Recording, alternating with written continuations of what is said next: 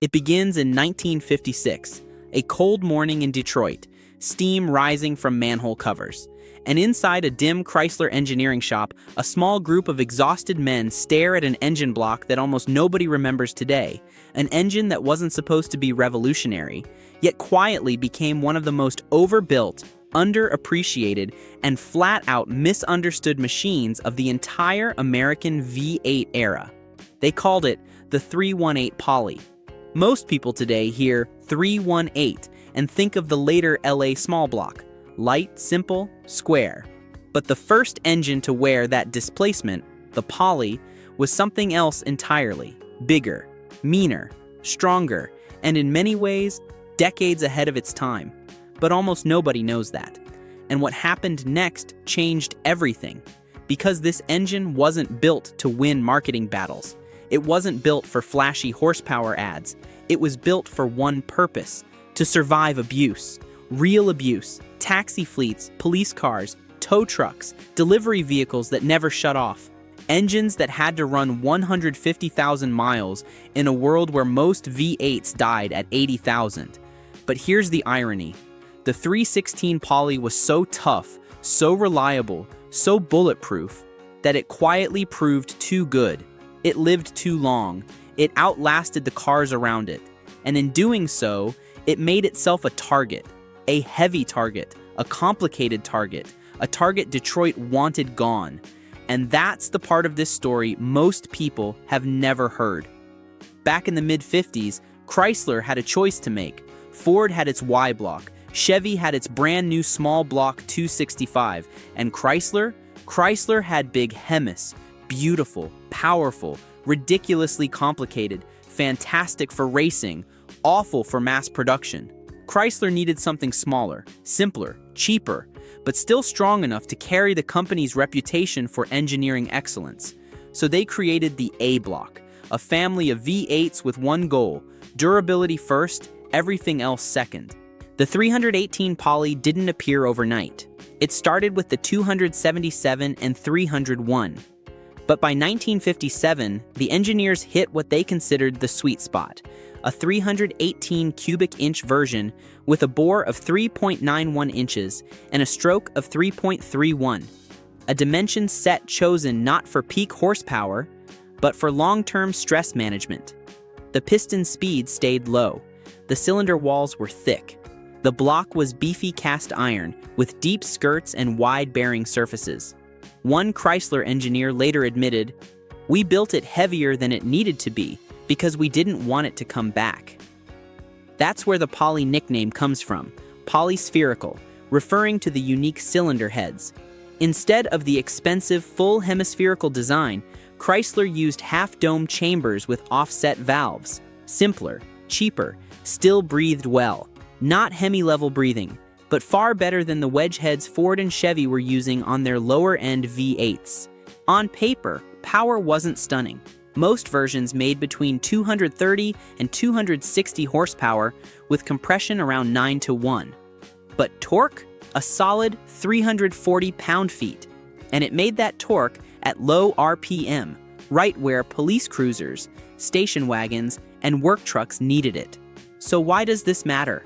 Because by 1958, something strange started happening. Chrysler mechanics noticed that cars were dying around the engine, not the other way around. Bodies rusted out, transmissions failed, rear ends snapped. But the 318 Poly, still running, still pulling, still firing on all 8 like nothing happened. Most people don't realize this, but early Chrysler field reports show Poly engines hitting 200,000 miles in an era when 100,000 was considered mechanical old age. Taxi companies switched entire fleets to Plymouth and Dodge just for this engine. Police departments put them in pursuit cars and recorded fewer catastrophic failures than with Fords and Chevys. But there was a problem. Durability came with weight. The 318 Poly block tipped the scales at nearly 700 pounds, heavier than many big blocks, and its tall, wide architecture made it expensive to cast and assemble. Plus, the valve train, with its long rocker arms and offset valves, wasn't friendly to high RPM. Chrysler tried hot rodding it. They tried 4-barrel versions. They even produced a 290 horsepower version with a 10-to-1 compression ratio. But it wasn't a race engine. Not really, it was a survivor. And that created tension inside Chrysler. They had built something great, but something too expensive, too overbuilt, and too slow to produce for the future they saw coming. By 1962, the industry was shifting. Compact cars, lower costs, emissions starting to creep in, insurance companies pushing back on high-displacement engines, and Chrysler's leadership delivered the ultimatum: make the V8 lighter, cheaper, smaller, or it won't survive the next decade.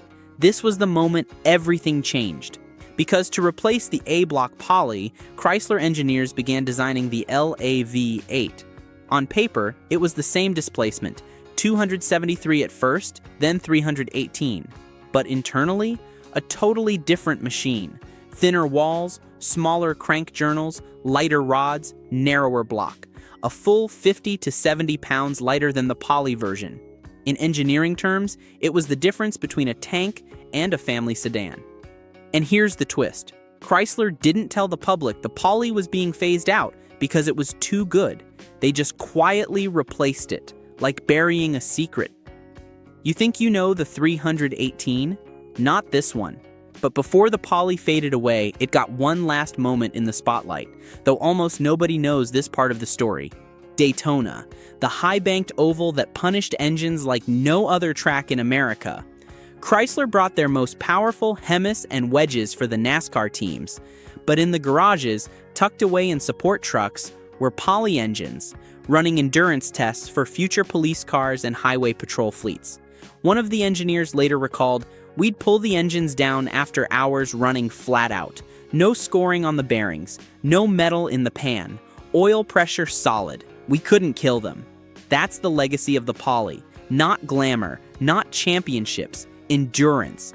During cold weather testing in Michigan, when the temperature dropped below zero and other engines refused to start, the poly cranked like a tractor. Thick iron held heat. Deep skirts stabilized the crank. The oil pump never cavitated, even when the oil turned to sludge. Fleet managers loved it. Mechanics trusted it. And in the used car market, poly-powered sedans were the ones that still ran after sitting for years. But again, there was a problem. Gas mileage, weight, cost. The poly's strengths were becoming liabilities. By the late 60s, the LA318 was everything Detroit wanted. Smaller, cheaper, cleaner, easier to build. It made slightly more horsepower thanks to better breathing heads, and with rising emissions regulations, compression had to drop anyway. Chrysler didn't need a tank, they needed flexibility. The poly couldn't give them that. So in 1967, the end arrived. Production stopped. Tooling was reallocated. The poly disappeared from showrooms, brochures, and ads. Just like that, Detroit buried one of its toughest engines. But the story doesn't end there, because while Chrysler was eager to move on, a different crowd discovered the poly's real power. Hot rodders, nostalgia racers, people who understood one simple truth: strength is a performance advantage. The poly's massive main-bearing webs, perfect for forced induction. Its thick cylinder walls, ideal for overboring. Some builders took them to 0.060 over safely, turning 318 cubes into 330 plus. The polyspherical chambers, great detonation resistance. Engine builders started running 10.5 to 1 compression on pump gas without knocking, and here's where things get wild. With a proper cam, modern carb, and exhaust work, poly engines routinely hit 350 horsepower. Some stroked versions pushed past 400, and a few drag racers in the 70s and 80s built turbo polys that shocked the crowd, massive torque numbers, and incredible reliability under boost. The same engine Detroit abandoned became a cult weapon on the drag strip, but the real testament to its design came from an unexpected place: Canada. In rural towns across the Canadian prairies, poly-powered Dodge and Plymouth trucks ran into the 1980s. Farmers kept them alive. Mechanics rebuilt them in barns. They hauled wood, pulled trailers, and idled through brutal winters where temperatures dropped to -40, and the engine just kept going. Ask an old Canadian mechanic about the poly, and you'll hear the same line every time: "You couldn't kill that thing." So why isn't this engine celebrated today? Why does the LA318 get all the glory? Why is the Poly almost forgotten? Because the Poly wasn't sexy. It wasn't a muscle car darling. It wasn't a race champion. It never wore a Roadrunner badge or a Charger stripe. It was a workhorse in an era obsessed with horsepower. And in Detroit, workhorses don't get museums. They get replaced. But if you dig deep, past the brochures, past the marketing hype, past the nostalgia, you'll find something remarkable. The Plymouth 318 Poly may have been the most over-engineered small-block V8 Detroit ever built. Thick walls, deep skirts, strong rods, big bearings. A design philosophy that said, it will not fail. Period. Imagine that today. An engine built with durability as the first priority.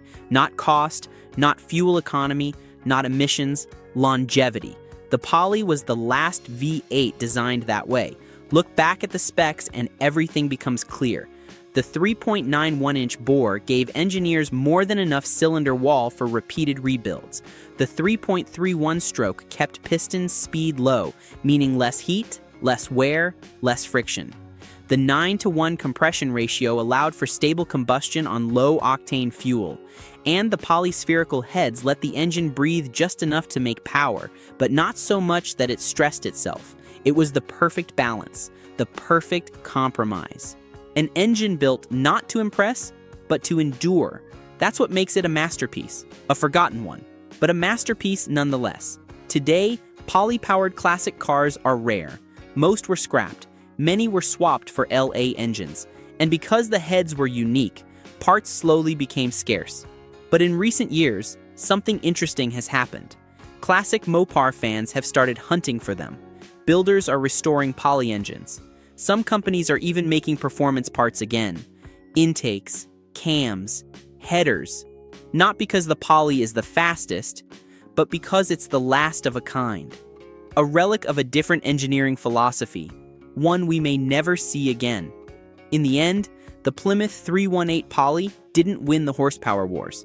It didn't win the marketing wars. But it quietly won something more important, the war against time. It proved that an engine could be durable, reliable, strong, and consistent, no matter the conditions, no matter the abuse. And that's why the Poly deserves its place in history, because when Detroit was cutting corners, Plymouth built an engine that refused to die. If you enjoyed this deep dive into one of Detroit's forgotten engineering masterpieces, let me know in the comments which engine you want uncovered next. And make sure to subscribe so you never miss another story from the hidden side of automotive history.